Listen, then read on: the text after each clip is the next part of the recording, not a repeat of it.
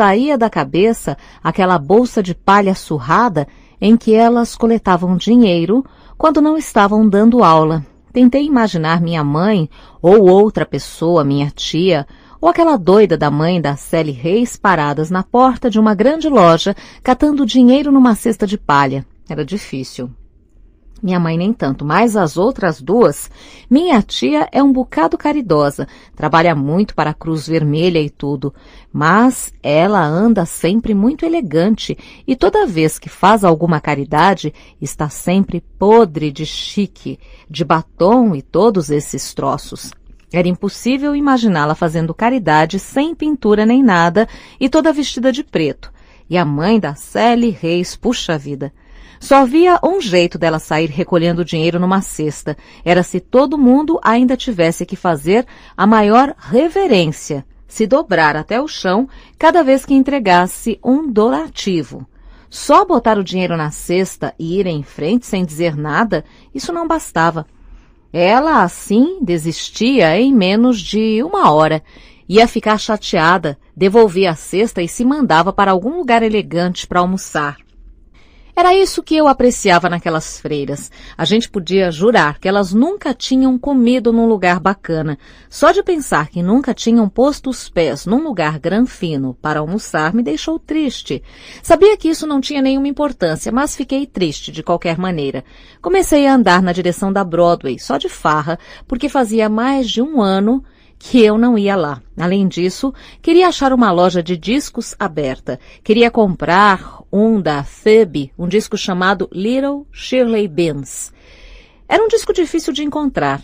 Era a história de uma menininha que não queria sair de casa porque 2 dentes da frente tinham caído e ela tinha vergonha de sair assim. Foi no Pensey que eu ouvi esse disco. Quem tinha era um garoto que morava em outro andar.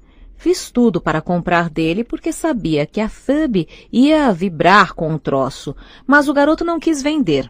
O disco tinha sido gravado há uns 20 anos por uma cantora negra, a Stella Fletcher.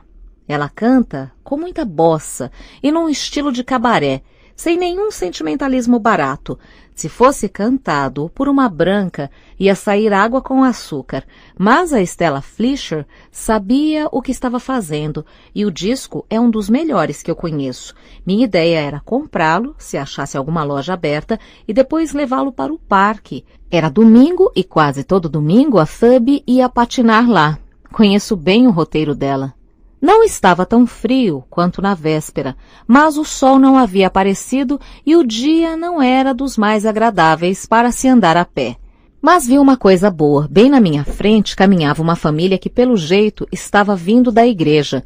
O pai, a mãe e um garotinho de uns 6 anos. Pareciam meio pobres. O pai estava usando um desses chapéus de feltro cinzento que o pessoal pobre usa quando quer ficar elegante. Ele e a mulher caminhavam despreocupados, conversando, sem ligar para o garoto. O guri era o máximo. Tinha descido da calçada e vinha andando pela rua, juntinho ao meio-fio. Fazia de conta que estava andando bem em cima de uma linha reta, como todos os meninos fazem, e cantarolava o tempo todo. Cheguei perto para ver se escutava o que ele estava cantando. Era aquela música, se alguém agarra alguém atravessando o campo de centeio. A vozinha dele até que era afinada. Estava cantando só por cantar, via-se logo. Os carros passavam por eles unindo. Os freios rangiam em volta. Os pais não davam a mínima bola para ele e o menino continuava a andar, colado ao meio-fio, cantando se alguém agarra alguém atravessando o campo de centeio. Isso me fez sentir melhor. Deixei de me sentir tão deprimido. A Broadway estava uma bagunça de tanta gente. Era domingo, mais ou menos meio-dia, e já estava entupida de gente. Todo mundo estava indo para o cinema, Paramount ou Astor ou Capitol ou qualquer droga parecida.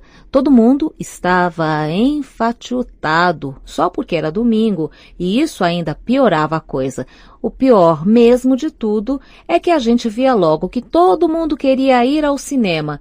Eu não conseguia nem olhar para aquela gente. Compreendo que uma pessoa vá ao cinema porque não tem nenhum programa melhor, mas ver alguém querendo mesmo ir e até andar mais depressa para chegar logo lá, isso me deprime pra chuchu, principalmente se vejo milhões de pessoas em pé numa dessas filas compridas como o diabo de dar volta no quarteirão, esperando com a maior paciência sua vez de comprar a entrada e tudo. Puxa, eu só queria sair dali o mais depressa possível. Tive sorte. Encontrei o disco na primeira loja em que entrei. Pediram $5, porque era muito caro, mas não me importei.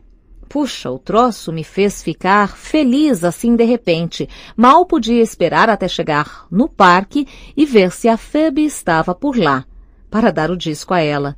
Quando saí da loja, passei por uma farmácia e resolvi entrar. Estava pensando em dar um telefonema para Jane e saber se ela já tinha vindo de férias. Entrei numa cabine e disquei. O problema é que a mãe dela atendeu e desliguei depressa. Não estava com nenhuma vontade de me meter numa conversa comprida com ela. Não me entusiasmo muito com a ideia de ficar conversando pelo telefone com a mãe de garota nenhuma. Eu devia pelo menos ter perguntado se a Jane já estava em casa. Isso não ia me arrancar nenhum pedaço. Só que não estava com vontade, e a gente precisa estar com disposição para fazer um troço desses.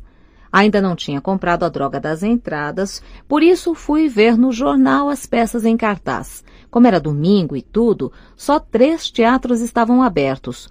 O que fiz foi comprar 2 poltronas na plateia para Conheço Meu Amor. Era um espetáculo de caridade ou coisa que o valha. Eu não tinha o menor interesse em ver a tal peça, mas conhecia bem a Sally, a rainha da cretinice, e tinha certeza de que ela ia se babar toda assim que soubesse onde é que nós íamos, porque os artistas eram os Luntz e tudo. Sally só gostava das peças consideradas muito sofisticadas e metidas à besta, com os Luntz e tudo. Eu não. Para ser franco, não gosto muito de teatro. Não é tão ruim quanto o cinema, mas não é coisa que me faça vibrar. Para começo de conversa, detesto os atores. Nunca se comportam como gente normal. Só pensam que se comportam. Alguns dos bons conseguem, mas ligeiramente e de uma forma que não dá prazer de ver. E se um ator é bom mesmo, a gente percebe logo que ele sabe que é bom, e isso estraga tudo. Sir Laurence Olivier é um exemplo. Eu o vi trabalhar em Hamlet. O DB me levou com a Phoebe no ano passado. Primeiro nos levou para almoçar e depois fomos ver o filme. O DB já tinha visto uma vez e, pelo jeito que ele falou na hora do almoço, fiquei realmente ansioso para ver também. Mas não gostei muito. Não consigo descobrir o que é tão fabuloso em Sir Laurence Olivier, só isso. Tem uma voz infernal. E é um sujeito simpático pra diabo e muito bom da gente olhar quando está andando, ou duelando, ou coisa parecida, mas não era nada parecido com a descrição que o DB tinha feito de Hamlet. Ele mais parecia uma porcaria de um general do que um camarada meio triste e confuso. A melhor parte do filme foi quando o irmão da tal Ofélia, aquele que trava um duelo com Hamlet no final, estava de partida e o pai dele ficava dando uma porção de conselhos. Enquanto o pai estava dando os maiores conselhos, a Ofélia estava fazendo uma hora bárbara com o irmão, tirando o punhal da bainha e implicando com ele, enquanto o cara faz uma força danada para parecer interessado nos assuntos do velho. Isso foi 100% e me divertiu pra burro. Mas não é o tipo de coisa que a gente vê muito por aí. A Phoebe só gostou de uma coisa. Foi quando Hamlet fez carinho na cabeça de um cachorrinho. Ela achou o troço engraçado e bonito. E era mesmo. Uma coisa que eu tenho que fazer é ler essa peça. O problema comigo é que sempre tenho de ler esses negócios sozinho, por conta própria. Se vejo um ator representando, mal consigo escutar direito. Fico preocupado, achando que ele vai fazer um troço cretino e falso a qualquer instante. Com as entradas para o Luntz no bolso, tomei um táxi para o parque. Devia ter apanhado o metrô ou coisa parecida porque estava começando a ficar curto de dinheiro, mas queria dar o fora da droga da Broadway o mais rápido possível. Estava horrível no parque. O frio até que não era de matar, mas o sol não tinha saído ainda e não parecia haver nada no parque, a não ser bosta de cachorro e poças de cuspe e pontas de charutos dos velhos, e todos os bancos onde a gente ia sentar pareciam molhados. Além de deprimente, de vez em quando, e sem o menor motivo, a gente ficava todo arrepiado. Nem parecia que estava tão próximo do Natal. Não parecia que estava próximo de coisa nenhuma. Continuei a andar na direção da pista de patinação, que é onde a Phoebe costumava ficar. Ela gosta de patinar perto do coreto. Engraçado. É o mesmo lugar onde eu gostava de patinar quando era garoto. Mas neca da Phoebe, quando cheguei lá. Havia uns meninos patinando e tudo, e 2 deles jogavam bola, mas nada da Phoebe. Vi uma garota, mais ou menos da idade dela, sentada sozinha num banco, apertando o patim. Pensei que talvez conhecesse a Phoebe e pudesse me dizer onde ela estava ou qualquer coisa assim. Por isso, fui me sentar no banco, ao lado dela, e perguntei: "Por acaso você conhece a Phoebe Caulfield?" "Quem?" Ela estava vestida só com uma calça blue jeans e uns 20 suéteres. Estava na cara que tinham sido feitos pela mãe dela, porque eram um bocado mal ajambrados. Phoebe Caulfield, ela mora na rua 61. Está no 4º ano da... Você conhece a Phoebe? Conheço sim, sou irmão dela. Sabe onde é que ela está? Ela é da classe de Miss Collum, não é? Perguntou. Não sei, acho que é. Ela deve estar no museu.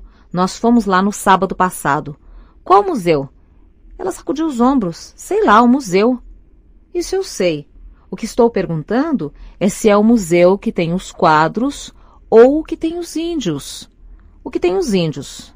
Obrigado, falei. Me levantei e comecei a andar, mas aí me lembrei de repente que era domingo. Hoje é domingo, disse a menina. Ela levantou os olhos para mim. Ah, é? Então ela não está lá. Ela estava tendo um trabalhão dos diabos para apertar os patins. Não tinha luvas nem nada, e as mãos dela estavam vermelhas de frio. Dei-lhe uma ajuda. Puxa, fazia não sei quantos anos que eu não segurava uma chave de patins. Mas não estranhei nem um pouquinho. Sou capaz de apostar que se puserem uma chave de patins na minha mão daqui a uns 50 anos e na maior escuridão do mundo, ainda sou capaz de dizer o que é. Ela me agradeceu e tudo quando acabei. Era uma garota muito simpática e bem educada, no duro. Fico um bocado feliz quando uma criança sabe ser simpática e educada na hora em que eu acabo de apertar os patins dela ou coisa parecida. A maioria das crianças é assim, é mesmo. Perguntei se ela queria tomar um chocolate quente comigo ou outra coisa qualquer, mas ela disse que não, muito obrigada. Disse que tinha de se encontrar com uma amiguinha. Crianças têm sempre um encontro marcado com algum amigo. Eu me esbaldo com isso. Mesmo sendo domingo e já sabendo que a Phoebe não estava no museu, e apesar do tempo estar tão úmido e ruim, atravessei o parque a pé até lá. Era do Museu de História Natural que a menina tinha falado. Eu conhecia aquele museu como a palma de minha mão. Eu tinha sido da mesma escola da Phoebe quando era garoto e íamos muito lá. Tínhamos uma professora, a Miss Eagoltinger, que nos levava lá quase todo sábado. Às vezes íamos ver os animais, outras vezes os troços feitos pelos índios nos tempos antigos. Cerâmica e cestas de palha e outros troços assim. Fico feliz só de me lembrar, até hoje. Me lembro que depois de olhar as coisas dos índios, a gente quase sempre ia ver um filme qualquer num auditório enorme. Colombo. Eles viviam mostrando a gente o Colombo descobrindo a América e dando um duro danado para convencer o velho Fernando e a Isabel a emprestarem a erva para comprar os navios e depois os mutins da tripulação e tudo. Ninguém ligava muito para o pobre do Colombo, mas a gente sempre levava uma porção de balas e chicletes e outros troços, e o auditório tinha um cheiro muito gostoso. Sempre cheirava como se estivesse chovendo lá fora, mesmo quando não estava, e a gente se sentia como se estivesse no único lugar bonito, seco e gostoso do mundo. Eu adorava aquela droga daquele museu. Me lembro que a gente tinha que passar pelo Salão dos Índios para chegar ao auditório. Era um salão muito comprido e a gente só podia falar aos cochichos. A professora ia na frente, a turma atrás, formando 2 colunas. Cada um de nós tinha um companheiro e eu quase sempre ficava ao lado de uma menina chamada Gertrudes Levine. Ela vivia o tempo todo segurando a mão da gente e a mão dela era sempre pegajosa ou suada ou sei lá o quê.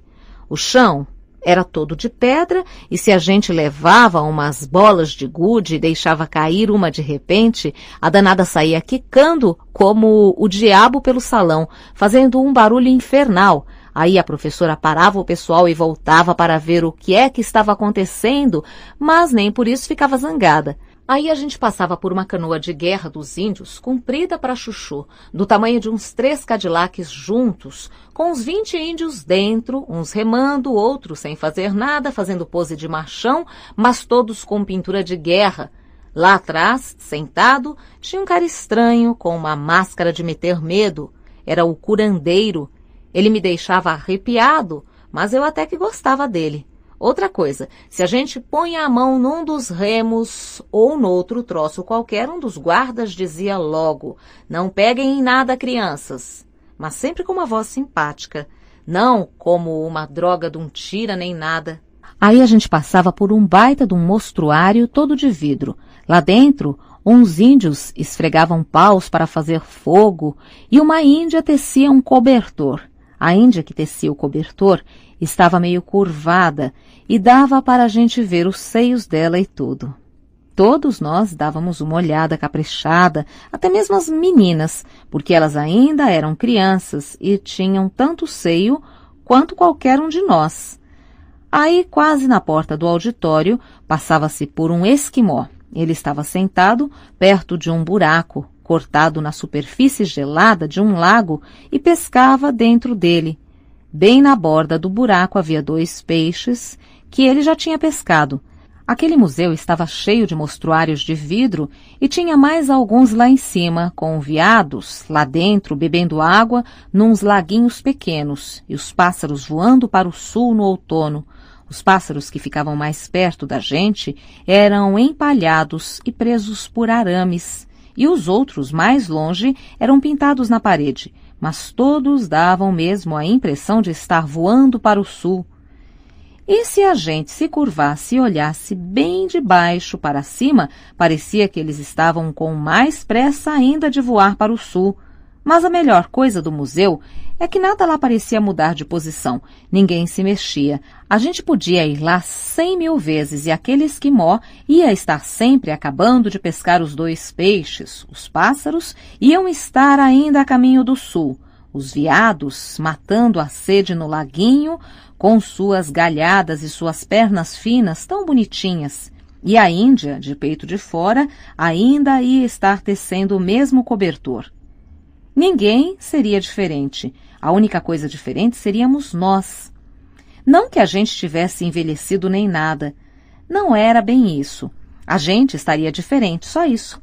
Podia estar metido num sobretudo dessa vez, ou outro garoto, companheiro de fila na visita anterior, não tinha vindo porque estava com cachumba e a gente teria outro companheiro, ou então a substituta de Miss Eagle Tinger é que estaria levando a turma.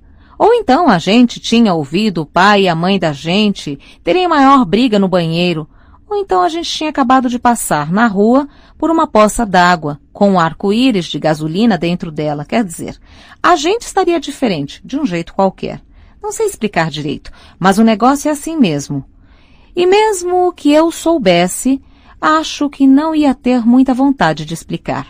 Enquanto andava, fui tirando o chapéu de caça do bolso e pus na cabeça. Tinha certeza que não ia encontrar nenhum conhecido e estava uma umidade desgraçada. Andei e continuei pensando na Phoebe, indo todo sábado ao museu assim como eu ia antigamente. Fiquei pensando que ela ia ver todos aqueles troços que eu tinha visto antigamente e que ela estaria diferente cada vez que fosse lá. Não cheguei a ficar deprimido de pensar nisso, mas não vou dizer que tenha ficado alegre como o diabo. Há coisas que deviam ficar do jeito que estão. A gente devia poder enfiá-las num daqueles mostruários enormes de vidro e deixá-las em paz. Sei que isso não é possível, mas é uma pena que não seja.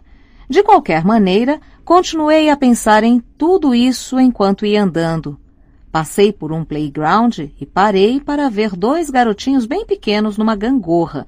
Um deles era meio gorducho e eu quis dar uma ajuda ao magricela para ver se equilibrava o peso. Mas estava na cara que eles não me queriam por ali, por isso deixei os dois sozinhos. Aí aconteceu uma coisa engraçada. Quando eu cheguei ao museu, de repente, senti que não entraria lá nem por $1 milhão. O museu simplesmente não me atraía. E ali fiquei eu, depois de ter atravessado toda a droga do parque, pensando em visitar de novo o museu e tudo. Se a Phoebe estivesse lá, eu provavelmente ainda teria entrado, mas ela não estava. O que fiz foi tomar um táxi na frente do museu e seguir para o Biltmore. Já não tinha a mínima vontade de ir, mas o fato é que tinha marcado aquela droga daquele encontro com a Sally. 17. Cheguei lá cedo demais e por isso me sentei num daqueles sofás de couro, bem pertinho do relógio do saguão, e fiquei olhando as garotas.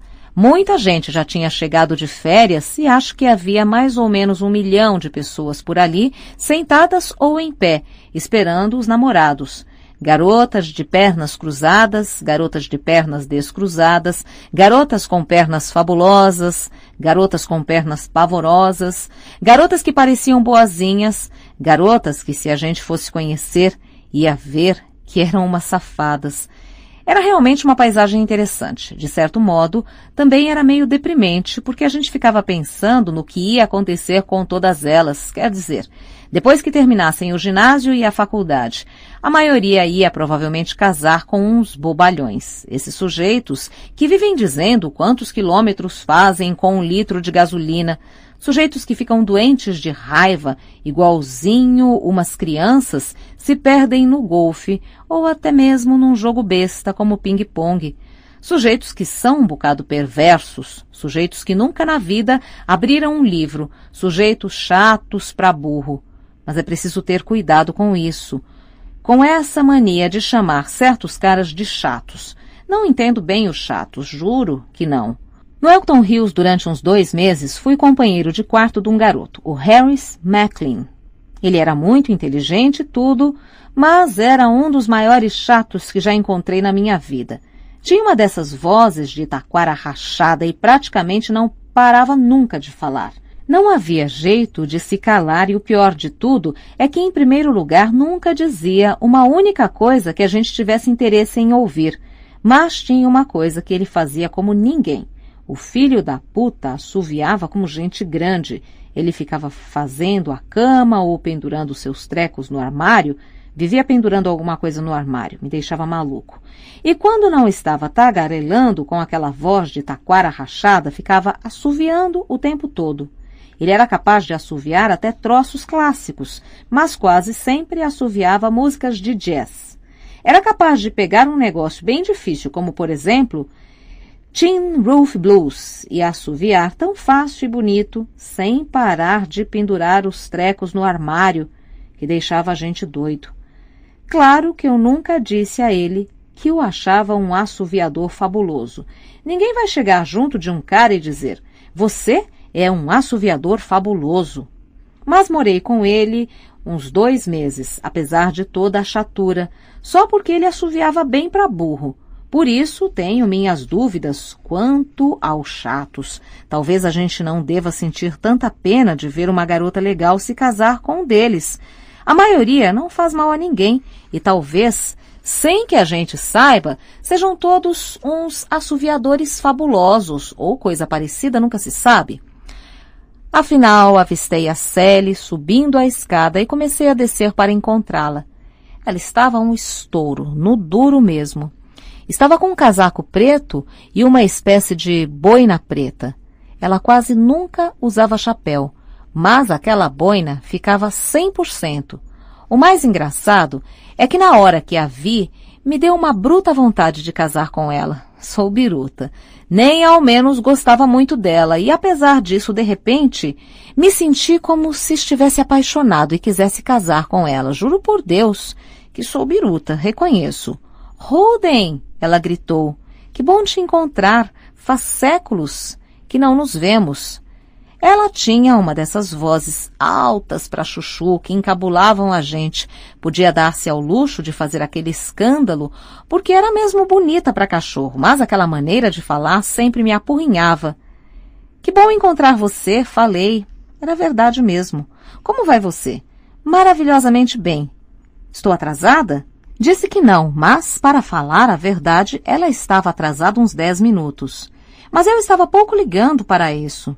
Toda aquela besteira que vem nas piadas do Saturday Evening Post, tudo, mostrando uns caras esperando pela namorada na esquina, furiosos porque ela está atrasada, isso é tudo conversa fiada. Se uma garota está bonita quando chega, qual é o sujeito que vai se importar por causa do atraso? Ninguém se importa.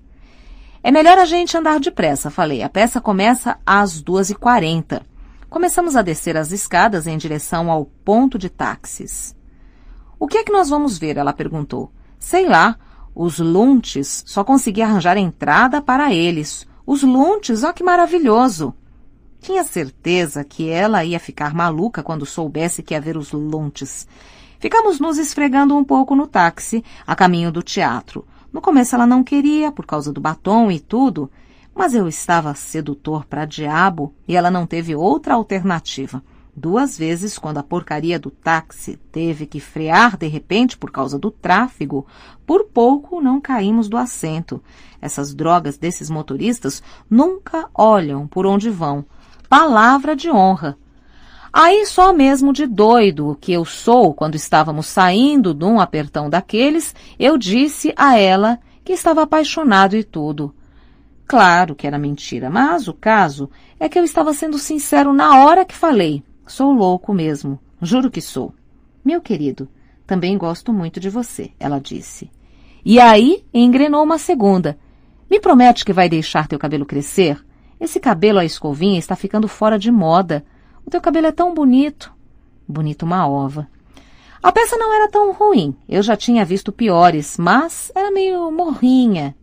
Era a história de uns 500 mil anos na vida de um casal velho. Começava quando os dois são jovens e os pais da moça são contra o casamento, mas ela acaba mesmo casando com o cara. E aí eles vão envelhecendo. O marido vai para a guerra e a mulher tem um irmão que é porrista. Não consegui me interessar muito, quer dizer, não dei muita bola quando morria alguém na família ou coisa que o valha. Eles eram apenas um bando de atores. O marido e a mulher até que formavam um casal simpático. Os dois eram muito espirituosos e tudo, mas não consegui me interessar muito por eles, em parte porque ficaram a peça inteirinha tomando chá ou coisa parecida. Toda vez que apareciam, lá vinha o mordomo empurrando um carrinho de chá para eles, ou então a mulher estava servindo chá a alguém. E todo mundo estava sempre entrando ou saindo o tempo todo. A gente ficava tonto só de ver o pessoal se sentar e se levantar. O Alfred Lunt e a Lynn Fontaine faziam o papel do casal velho e trabalhavam muito bem, mas não gostei muito deles. Que eles eram diferentes, isso eram. Não agiam feito gente, mas não representavam como atores. É difícil de explicar. Agiam assim como se soubessem que eram famosos e tudo. Quer dizer, eram bons, mas eram bons demais. Quando um deles acabava de dizer sua parte, imediatamente o outro tratava de falar alguma coisa bem depressa. Queriam parecer gente de verdade conversando e se interrompendo e tudo, mas o problema é que pareciam demais com gente conversando e se interrompendo. Era um pouco como o Ernie tocando lá no Village. Se a gente faz uma coisa bem demais, aí, depois de algum tempo, se não tiver muito cuidado, começa a se exibir. E aí a gente deixa de ser bom de verdade. De qualquer modo, eles eram as únicas pessoas na peça. Os Lunts, é claro, que pareciam ter algum miolo. Isso eu tenho que admitir. No fim do primeiro ato, saímos com todos os outros trouxas para fumar um cigarro. Uma palhaçada completa. Nunca vi tanto cretino junto de uma só vez, todos fumando como uma chaminese falando alto sobre a peça para que os outros vissem como eles eram inteligentes.